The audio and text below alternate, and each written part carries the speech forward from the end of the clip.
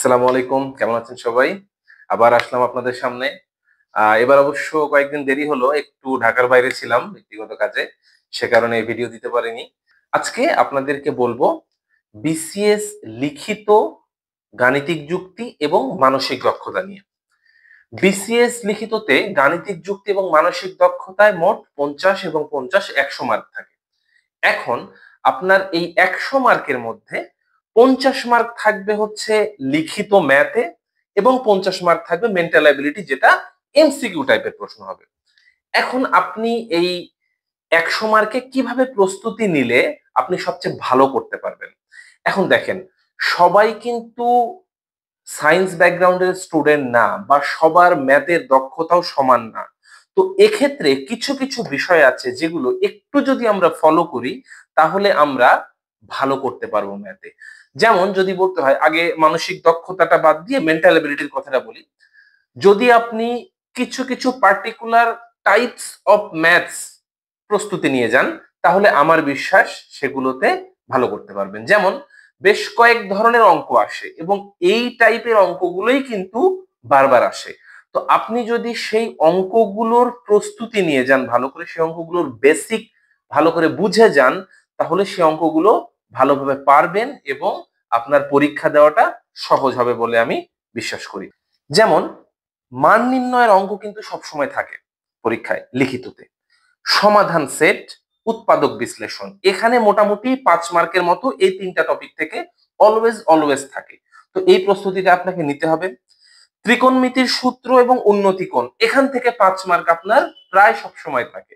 তো এই 3-4টা টপিক যদি আপনি পড়েন, দেখবেন যে আপনার মোটামুটি 10 মার্ক কাভার হয়ে যাবে। এছাড়াও সেট থেকে প্রায় প্রতিবারই অঙ্ক থাকে। লগারিদম থেকে এবং সূচক থেকে তো অবশ্যই অঙ্ক থাকবে, লগারিদম বা সূচক কিংবা দুইটাই থাকতে পারে। সমাধান সেটের অঙ্ক থাকবে, পদের সহগ নির্ণয়ের ক্ষেত্রে অঙ্কগুলো থাকবে, ক্ষেত্রফল নির্ণয়, পরিমিতির ক্ষেত্রফল নির্ণয়ের অঙ্ক অবশ্যই একটা না একটা থাকবে। জ্যামিতি কখনো থাকে কখনো থাকে না, কিন্তু জ্যামিতি কিছু সার্টেন টাইপস অফ জ্যামিতি পড়ে যাওয়াটা খুব জরুরি, এগুলো যেগুলো বারবার থাকে আর কি। ফাংশনের অঙ্ক মাঝে মাঝেই থাকে। শতকরা লাভ ক্ষতির মধ্যে একটা অবশ্যই থাকবে আপনার। সরল পৌনঃপুনিকের সরল মাঝে মাঝে আসে মাঝে মাঝে আসে না, কিন্তু সিস্টেমটা আপনার জেনে যেতে হবে, যেন আসলে আপনি এখান থেকে 2.5 মার্ক বা 5 মার্ক আপনি নিয়ে নিতে পারেন। অনুপাত ধারা থাকবে, বিন্যাস সমাবেশ একটা না একটা থাকবেই কনফার্ম, ভেনচিত্র মাঝে মাঝেই থাকে, সম্ভাব্যতার মাঝে মাঝেই থাকে, এবং গড় নির্ণয়, বয়সের গড় নির্ণয় বা টাকার গড় নির্ণয়, এই জিনিসগুলো মাঝে মাঝেই থাকে।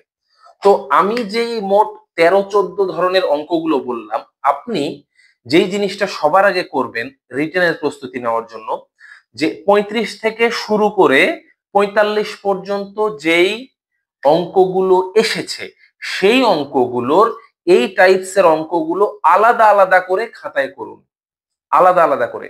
যেমন ধরেন, যদি পৌনঃপুনিকের সরল থাকে, পৌনঃপুনিকের সরল কয়টা এসেছে এক জায়গায় করুন, আপনি সমাধান করুন, নিজে অঙ্কগুলো করুন। তারপরে যদি সমাধান সেটের অঙ্ক থাকে সেগুলো একবারে করুন। আপনি শতকরার অঙ্কগুলো সবগুলো একসাথে শতকরা বসে একসাথে করে ফেলুন। এইভাবে প্রত্যেক টাইপসের অঙ্কগুলো 35 থেকে 45 পর্যন্ত আগে শেষ করুন। তারপরে দেখুন এইটা সম্পর্কে আপনার বইয়ে বা গাইড বইয়ে বা আপনি যে বেসিক বই পড়ছেন সেখানে কি কি অঙ্ক আছে, আর কি কি ধরনের অঙ্ক ওই অধ্যায়গুলো থেকে থাকতে পারে, সেগুলোর প্রস্তুতি নিন। তাহলে কি হবে, আপনি যখন একটা টপিক ভিত্তিক অঙ্কগুলো করবেন না, তাহলে আপনার ওই টপিকের অঙ্কগুলো ভালোভাবে বোঝা হয়ে যাবে এবং কাজে লাগবে। আপনি যদি শুধুমাত্র গড়পড়তা একটার পর একটা চ্যাপ্টার শেষ করে যান, কিন্তু পরীক্ষায় কোন অঙ্কগুলো বেশি আসছে সেগুলো গুরুত্ব না দেন, তাহলে কিন্তু আপনি আলটিমেটলি লস করবেন। সুতরাং আমি বলছি, আগে সালের অঙ্কগুলো করে ফেলুন এবং তারপরে ওই টাইপের অঙ্কগুলো আপনি অনুশীলনীতে গিয়ে বা বইয়ে গিয়ে সেগুলো করুন, বেশি কাজে দিবে। তো এই মোটামুটি আপনি এভাবে যদি প্রস্তুতি নেন, ইনশাল্লাহ 50-এর মধ্যে খুব ভালো মার্ক তোলা আপনার পক্ষে সম্ভব।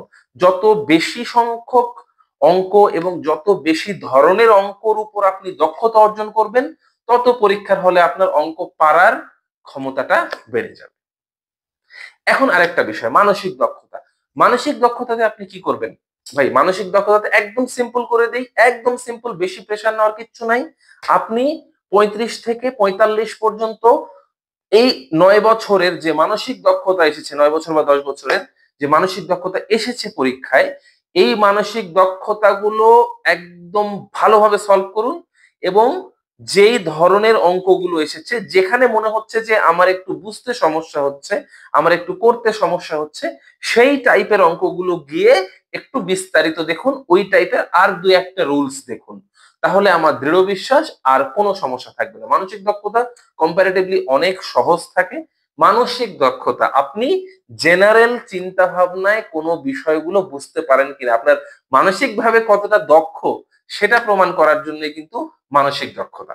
তো আপনি বুঝতে পারছেন এখানে ডিপ অ্যানালিটিক্যাল ম্যাথ অত বেশি থাকবে না, সিম্পল ম্যাথ থাকবে, যে ম্যাথগুলো আপনি ইজিলি একটু ঠান্ডা মাথায় চিন্তা করলে আপনি করতে পারবেন।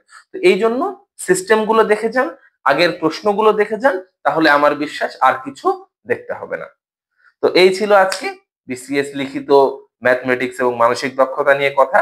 দেখা হবে সামনের ভিডিওতে। ভালো থাকবেন। আসসালামু আলাইকুম।